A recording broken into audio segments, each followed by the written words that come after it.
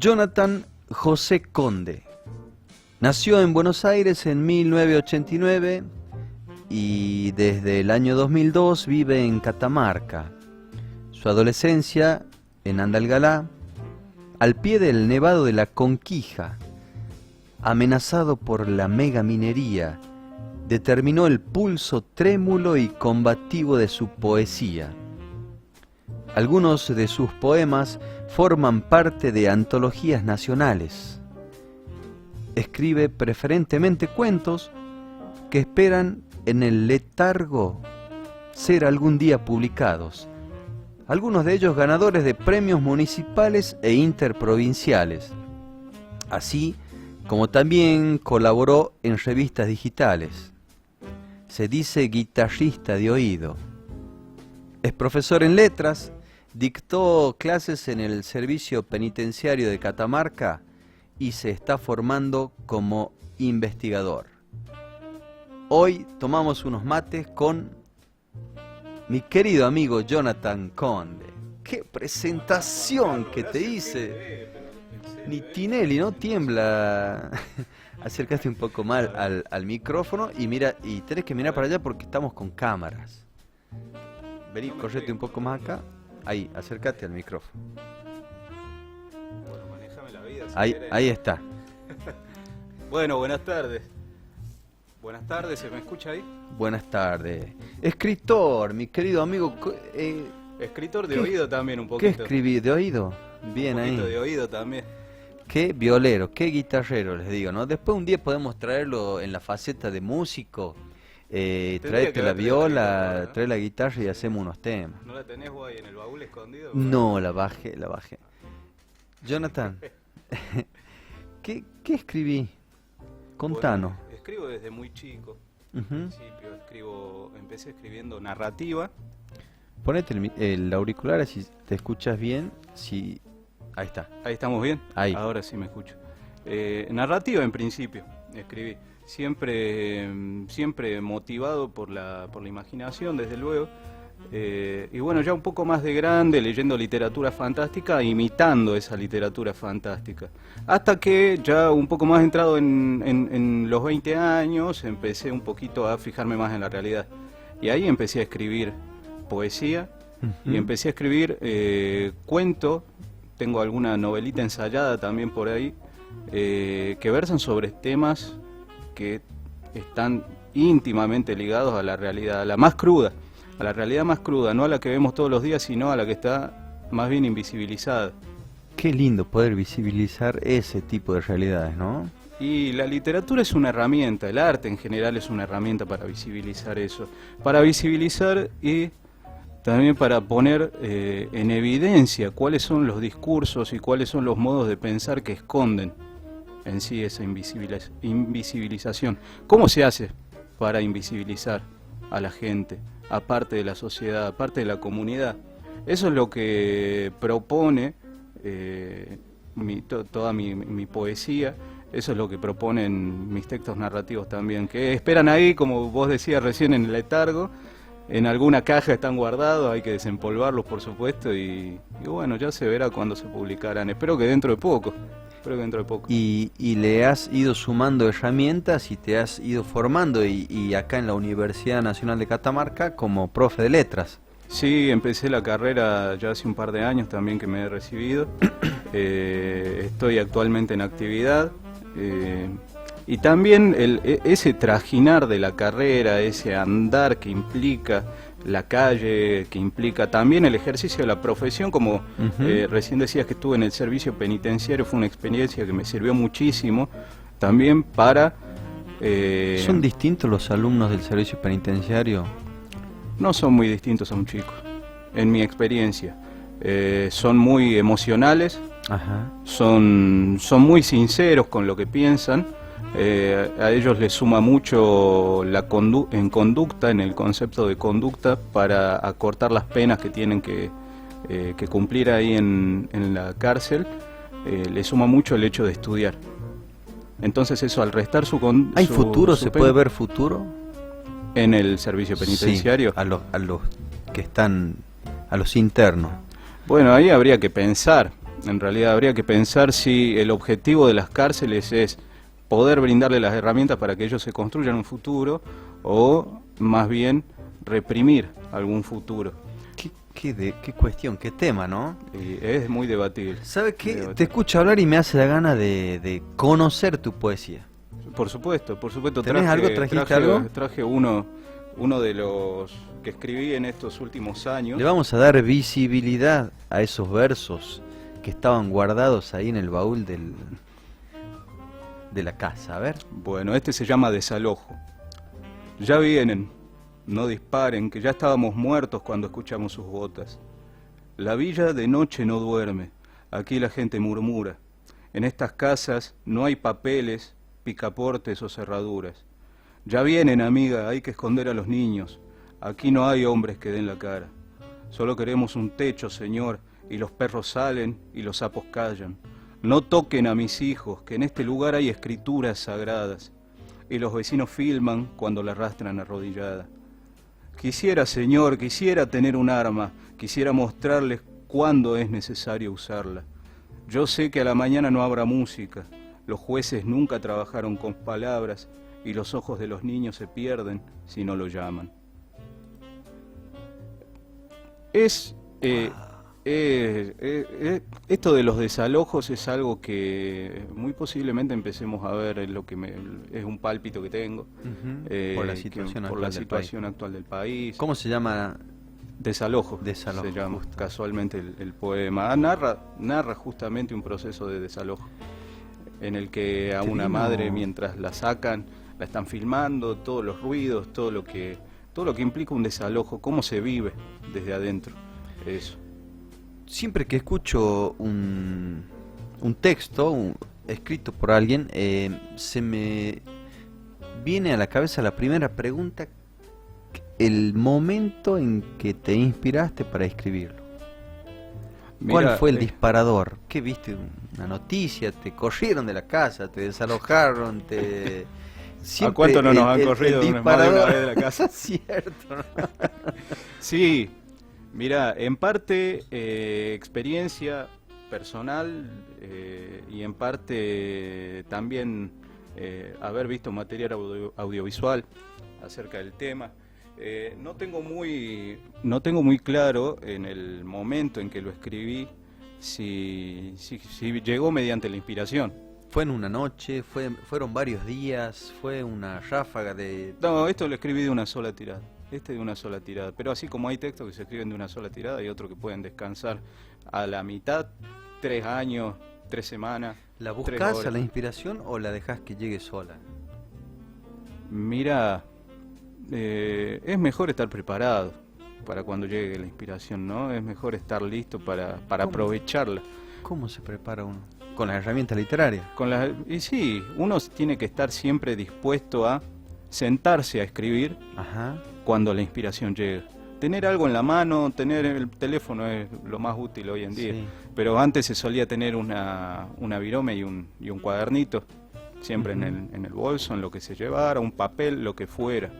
Está la experiencia de la escritora, la de Harry Potter, que empezó a escribir la saga. Ajá. En una servilleta, no tenía un peso, partido a la mitad, y la empezó a escribir en una servilleta de papel. Los servilleteros que habrá gastado, sí, los libros de Harry Potter son así, imagínate. No sé, eso habría que preguntarle a ella, pero sí, depende mucho el momento, cómo te encuentras, si vos estás bien para escribir, si estás mal para escribir. La mayoría de los escritores que tienen, que son probos y pueden dar una opinión acerca de esto, coinciden, ¿no?, en que hay que estar listo. Y yo, en mi experiencia personal también, porque miles de veces me han venido ideas que yo no las pude plasmar, no las pude escribir porque no tenía el elemento a mano. Mira. Y después de hacer memoria, yo tengo una memoria malísima, quienes me conocen lo saben, no me acuerdo de nada después de lo que se me viene a la mente. Consejo de Conde: hacele caso a la inspiración. Hacele caso a la inspiración, pero más... prepárate, estás siempre preparado para escribir, tenés algo a mano y apenas te venga a la cabeza, volcar. Lo principal es hacer, Bien. Es hacer, no tanto esperar, sino hacer. Si uno se pone a, no te digo que te pongas como meta a escribir desde las 8 a las 2 de la tarde, porque nadie Justo funciona mañana así. quería largar yo a las 6 de la mañana. Pero tampoco es la cosa sentarse a esperar, bueno, a ver cuándo me llega la inspiración y recién me pongo a escribir. Me gusta este tipo de poesía o relato, no tengo idea cómo se llama, pero que tiene que ver con la realidad. Sí. Sobre todo en estos momentos que me imagino que en los momentos más duros de una sociedad es cuando más poemas salen, cuando más arte. Y la realidad es una de las fuentes que tiene la literatura, que tiene el arte en general. Es una de las fuentes que maneja. De ahí tenés miles de discursos y la literatura puntualmente sirve mucho para entender la realidad y para entender la realidad a partir de la política también. Es un arma que sirve a partir de la crítica, a partir de los estudios literarios también, pero que sirve por la potencialidad del lenguaje para desentrañar cuál es la intencionalidad de un discurso político. Me gusta que Entender vamos el entrando cómo. en el terreno político ahí. Es casi imposible, vas a ver mucho en estos días, sobre todo si te pones a leer la frase literatura y política. A partir de los 70 para acá, la literatura es más política que nunca. Se hizo más política que antes. Ley ómnibus. ¿Crees Uf, que entremos ya en qué la ley tema, ómnibus o qué me tema. querés leer algo más? Mira, el tema de la ley ómnibus es un tema que ahí sí hay que estar Toca posicionado y de mucho una vereda a la o de la cultura. otra. Toca muchísimo a la cultura. Ahí, ¿por qué te digo que hay que estar de una vereda o de la otra? Porque esto no se puede ver con grises. Esto se tiene que ver con blanco y negro. O hay cultura o no hay cultura. Y también saber hablar.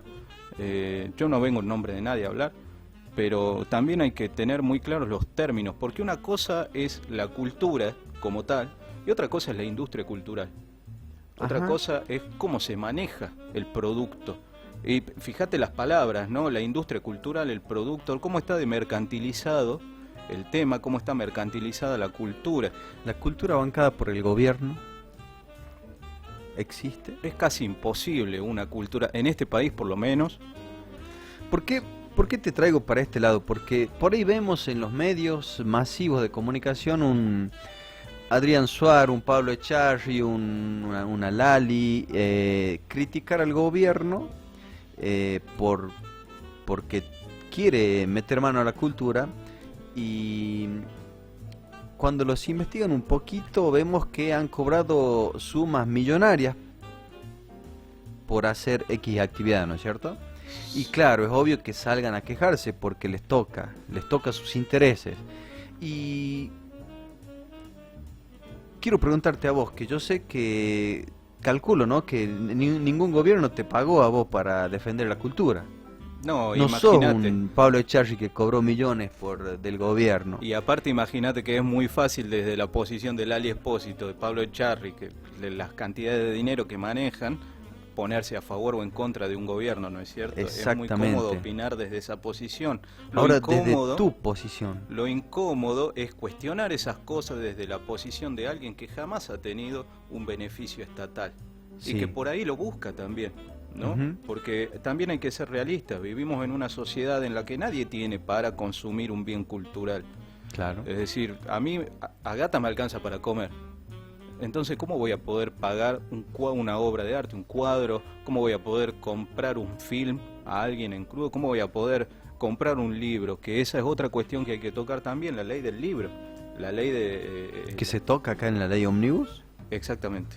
No me digas. Exactamente. Ahí Desburranos un poco en eso, porque yo y mucha gente de la audiencia estamos desconocemos esta parte, ¿no? Lo que pasa es que la ley Omnibus deroga en el artículo 55 la ley del libro. Entonces se liberan los precios. ¿Qué dice de la los ley libros. del libro? La ley No del tengo libro idea. lo que hace justamente es subsidiar a las editoriales para que los libros mantengan sus precios. Entonces, ¿qué es lo que pasa si se deroga mediante ese artículo? El precio de los libros se liberan, pasa lo mismo que pasa con cualquier producto y con cualquier competencia. Ujú. Entonces, las grandes editoriales son las que pueden seguir produciendo, y esto lo que hace es ir en detrimento de las editoriales independientes, que son las que generalmente le tienden la mano a un escritor primerizo. Ponele. Ponete más acá para decir, la gente te puede ver, la que nos está viendo por la tele, y te conoce la cara. Buenas, ¿cómo andan? Qué interesante. Y de ahí viene entonces lo que le respondía Miguel a Suar, por ejemplo. Yo tengo que darle de comer comer a la gente, prefiero darle de comer a la gente que se está muriendo de hambre y no pagarle sumas millonarias a un actor que hace películas que nadie ve. Más o menos es así. Y bueno, lo que pasa Con es los que libros. toda la cultura no es igual, ¿no? Todos los actores culturales no son iguales, no manejan lo mismo. Es decir, no es lo mismo que se lo diga a Suar a que se lo diga a bueno, estamos en la literatura, que se lo Sí. diga a un escritor que recién está saliendo. Ujú. Porque para los escritores independientes, para las editoriales independientes, del bolsillo del gobierno no sale un peso. Lo que sí sale del bolsillo del gobierno es la financiación para todos los grandes monopolios, ¿no es cierto? Ujú. Pero las editoriales más chicas, las empresas más chicas no tienen cómo sustentarse si no es mediante los entes autárquicos. Y esa es una de las cosas que quiere tocar la ley Ómnibus. Ya dio marcha atrás el gobierno en algunas cuestiones que tienen que Fondo ver Nacional de las Artes, por con ejemplo. bueno, no con el Fondo Nacional de las Artes, pero sí en cuanto a las facultades delegadas. Las facultades delegadas que tocaba la ley Ómnibus también iban a retener impuestos que los entes autárquicos cobraban como presupuesto retroalimentado de otros entes autárquicos. ¿Qué es lo que quiero decir? Expliquémoslo Explícamelo bien. con manzana, sí, pero no lo entendí. El Fondo Nacional de las Artes y el ENACOM tienen en común que son entes autárquicos, es decir, Enacon, ¿qué tiene que ver? el Ente Nacional de Comunicaciones. Sí, Bien, ¿qué es lo que quiere decir? Entes autárquicos que se autofinancian. sí. Bien, no tienen financiamiento directo del gobierno. El gobierno no los banca Lo económicamente. que se hace es administrar los impuestos que cobra, en este caso que estamos hablando del ENACOM y del Fondo Nacional. ¿Qué impuestos ¿No es cobran, por cierto? ejemplo? El impuesto a los monopolios informativos, a los que son los que tienen los canales de aire, Ujú. por pasar películas, por pasar, bueno, publicidad, pagan Sí. un impuesto y se lo Sí. pagan al ENACOM. Del Ujú. ENACOM, de esos impuestos, sale el financiamiento para el Fondo Nacional de las Artes, por ejemplo, bien, para el INAMU, el Instituto Nacional de la Música. Y esos son entes de fomento a la cultura. Entonces no se desfinancia la cultura, lo que se desfinancia es el fomento a la cultura. Eso es lo que se busca. Porque la cultura, hay que decirlo también, es un arma. Es un arma. Los productores culturales son los que tienen el arma más visible y más simple de entender, más simple que los discursos que nos venden como sencillos y entendibles, para que nosotros aprendamos a pensar y a cuestionar fundamentalmente todo lo que tiene que ver con las decisiones políticas que se toman, todo lo que tiene que ver con el control que pretende haber sobre todas las empresas del Estado, los entes del Estado. ¿Y cuánto en épocas duras del país, cuánta importancia han tenido los músicos, los artistas que se tuvieron que ir a otro país por hacer canciones de protestas y todo eso? Exactamente, no estamos en la misma sintonía que en esa época, ¿no? Pero sí hay una intencionalidad detrás de toda esa desfinanciación. Ujú. Hay un interés por callar ciertas voces también. Es lo que es la sensación que hay en el ámbito cultural. Por ejemplo. Y tenés el ejemplo de Peteco Carabajal del otro día. ¿Te acordás que se levantó y dijo cuando entró Villarroel, no se levanten que no viene nadie, que no llegó nadie? No, me pasó en el Festival de la Salamanca, creo que es. De Bueno. Cosquín, de Jesús María. Jesús María. Bueno, esa es una de las voces que se busca callar. Pero bueno, no es lo mismo que lo diga Peteco Carabajal a que lo diga Guillermo Sacomano, por ejemplo. ¿Entendés? Son voces colectivas las que se buscan callar. son voces colectivas. Léeme el otro escrito que trajiste. Bueno, este es más... Estamos con Jonathan Conde, escritor catamarqueño, oriundo de Buenos Aires y yo te digo catamarqueño acá, andalgalense. Pero recontra mil, Recontra remil, adoptado ya, andalgalense. catamarqueño, sí.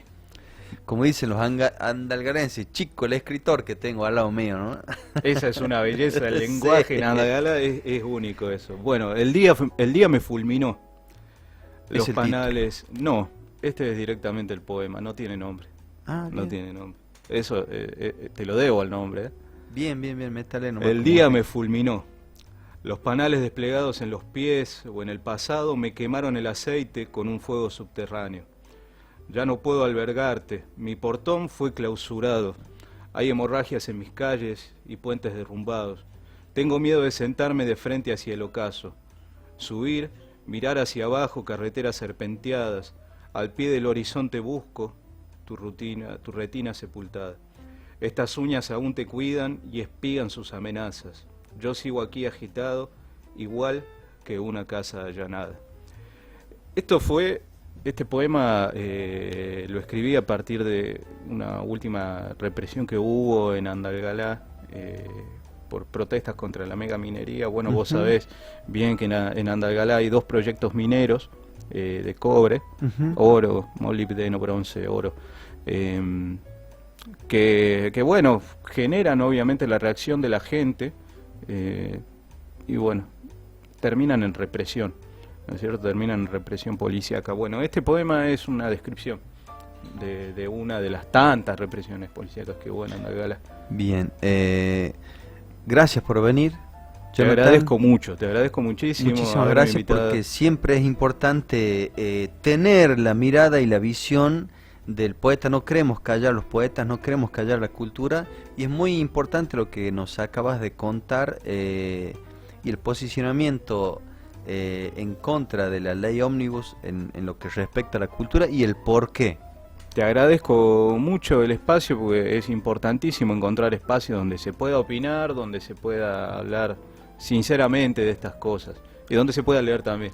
Disculpa que haya sido tan cortito que... Mira, te tengo que cortar porque tenemos comunicación con Fiambala, que lamentablemente ha llovido mucho y vino una luz y tapó las termas y ya nos estamos por comunicar con Fiambala para que nos cuenten qué ha pasado y te saco el compromiso acá nomás en vivo, públicamente, que le escribas algo tan lindo a esa zona del oeste catamarqueño. Con mucha fuerza para la gente de Fiambala.